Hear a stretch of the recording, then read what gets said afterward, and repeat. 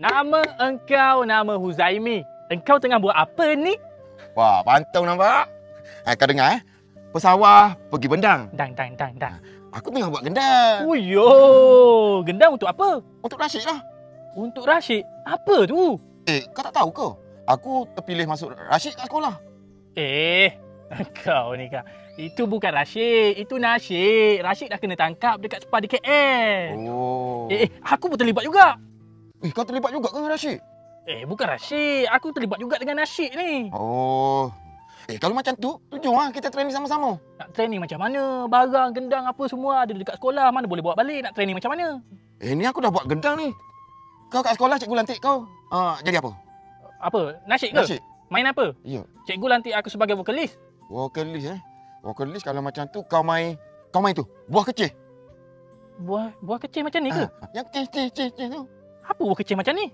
Itulah yang orang alat muzik yang kecil. Lah bukan macam ni. Macam ni buah keceng. Oh, aku buat macam ni tadi. Nak guna apa?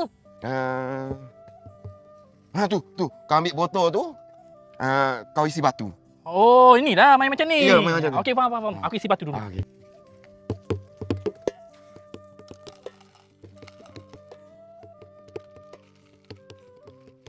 Uzami macam ni ke?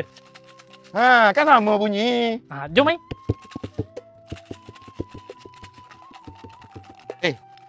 Tapi kita nak nyanyi lagu apa? Nyanyi lagu nasyid lah. Yalah, tajuk apa?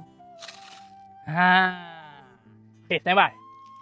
Iman adalah mutiara di dalam hati manusia yang meyakini Allah Maha Esa, Maha Kuasa.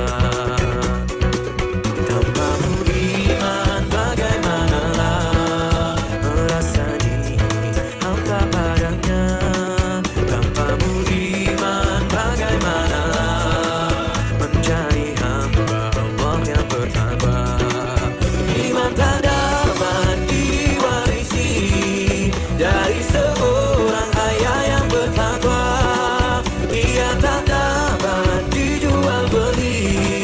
Ia tiada di tepian pantai. Walau apapun caranya jua engkau mendaki gunung yang tinggi. Engkau merentas laut dan api, namun tak dapat jua dimiliki. Jika tidak